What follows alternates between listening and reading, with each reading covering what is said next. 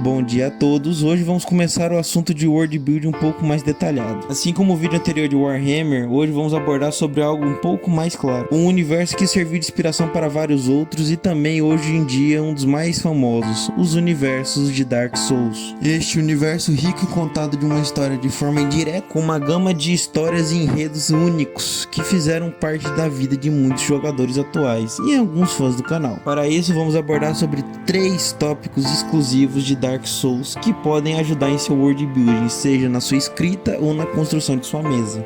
Primeiro ponto, pós-história. Quem jogou o universo Dark Souls sabe que muitas vezes você já está em um cenário decrépito e com muitas coisas já tendo ocorrido. Isso é chamado de pós-história, aonde o jogador está localizado aonde já ocorreram diversas decisões e eventos que levaram o mundo a estar daquele jeito. Isso é visto no universo Dark Souls com um cenário decrépito e muitas vezes outras criaturas já falecidas ou enfraquecidas, como é o caso de vários bosses ou mesmo mortos-vivos. Para usar isso em seu cenário é sempre bom já ter um antecedente pronto. Antecedentes são histórias já interligadas que levaram o cenário àquele ponto da história. Podemos ser usados de forma indireta, o que seria o melhor, como contar campos de batalha, campos destruídos ou cidades abandonadas ou em ruínas. Esses dão detalhes que podem garantir um bom desenvolvimento e conjuntura da sua história. Lembrando que esse método é um pouco custoso, logo demora-se mais a ser feito. Segunda ideia, a história contada por elementos. Muitas vezes os jogadores de Dark Souls conseguem entender que a história passa batida, muitas vezes sendo contada por itens, objetos, inimigos, aliados e criaturas do cenário.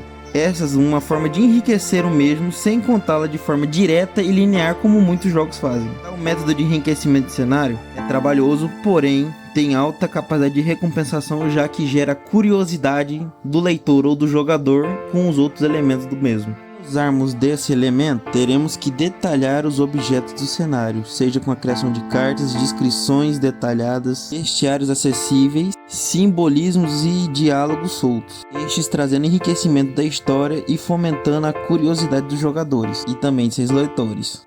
Terceira ideia, a teia de eventos. Ao invés de contar a história de forma linear, Dark Souls sabe usar do tempo e do mapa a seu favor. Vários enredos intercalados na mesma incidência, mesmo que pareçam desligados, têm sempre um ponto em comum. Tal uso garante o efeito chamado de plot twist em suas histórias. Para usar desses elementos em seus livros ou em sua mesa, é sempre bom ter 2 ou mais histórias acontecendo ou sendo descobertas em momentos similares, e aos poucos usando desses dois elementos para criar ligações entre elas, fazendo com que uma seja efeito de sua causa ou consequência da outra, e fazendo com que as 2 histórias tenham sempre elementos de ligação, não fazendo elas serem desconexas ao mundo. Bom, senhores, chegamos ao fim do vídeo, espero que tenham gostado. Se curtiram, compartilhem em like, também se inscrevam para mais e fiquem com Deus. Até outro dia.